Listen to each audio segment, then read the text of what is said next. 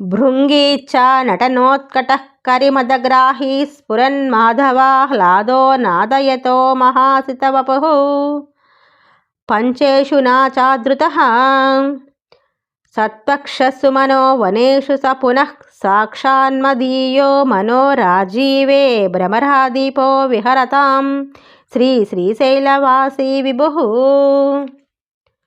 తాత్పర్యము: భృంగీసురుని కోరికను అనుసరించి నాట్యమునందు ఆసక్తి కలవాడయ్యాడు శ్రీశైల క్షేత్రాధీశుడైన మల్లికార్జునుడు.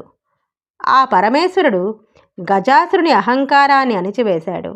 మాధవుడు ధరించిన మోహిని వేషాన్ని చూసి ఆహ్లాదభరితుడయ్యాడు.